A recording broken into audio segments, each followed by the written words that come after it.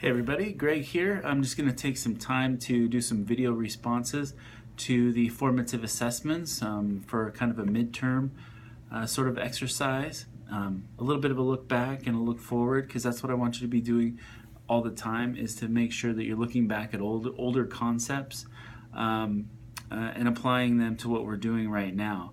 In fact, some people kind of asked about, what's the best way to participate in the discussion?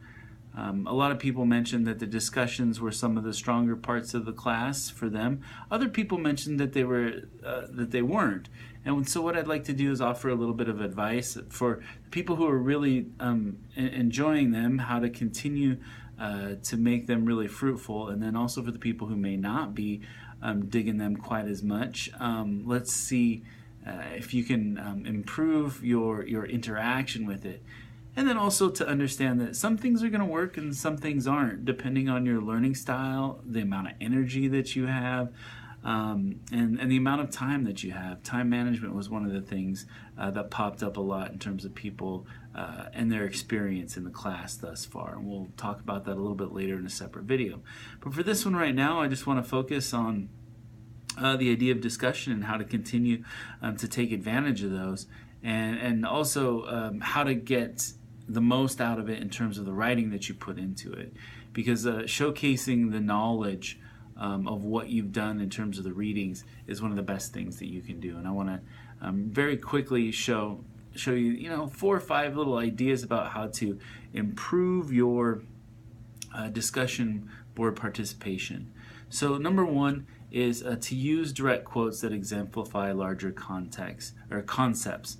Concepts like oppression, concepts like identity, the micro, meso, macro construct of identity, structural and systemic oppression, the idea of socialization, all those things that came from those theoretical articles that we read earlier in the semester that laid the foundation for the class, because understanding those now allow you to read some of the more narrative pieces that are a little more personal feeling in a much deeper way, because you can see the underlying systemic problems that people like Ana Juarez or Martin Barrios are facing. So another thing to do is to, number 2, write short summaries of the articles.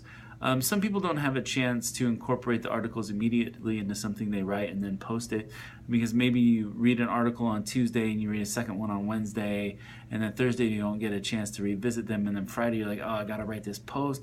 How am I going to do this? So write short summaries of the articles that then you could directly put into your post.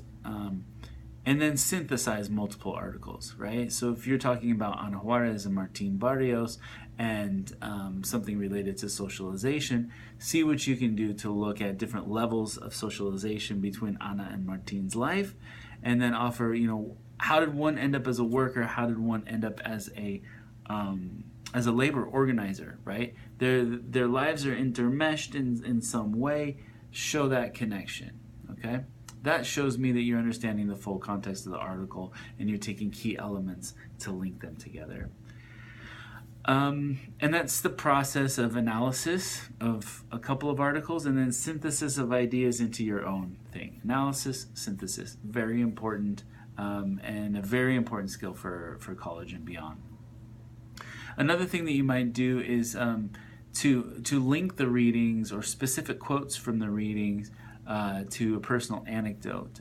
This one would have been really easy to do, and a lot of people did do it for the garments assignment, because you could tell the story of you going into your closet and looking through all this stuff, or maybe telling the story about something that you purchased and how you came to be more aware of where the garments are coming from, and then link it directly to Ana Juarez and Martin Barrios or whoever else you've read.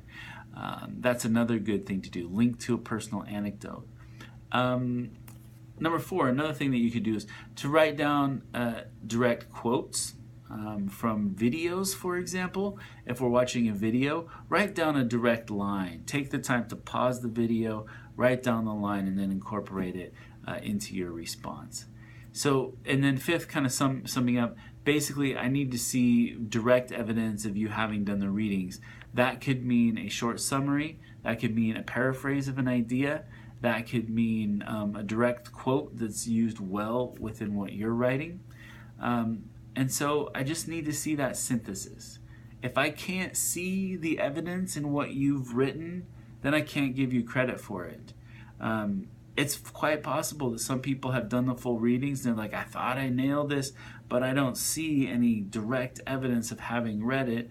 That's hard for me to judge whether or not you've read it if I can't see it there, even if you have done it. So keep that in mind. All right, that's it for talking a little bit about how to improve some things for the discussion board and incorporating sources into your reading. And I'll have another video coming shortly about a different topic, and this one will be a little bit more about the readings and approaching them.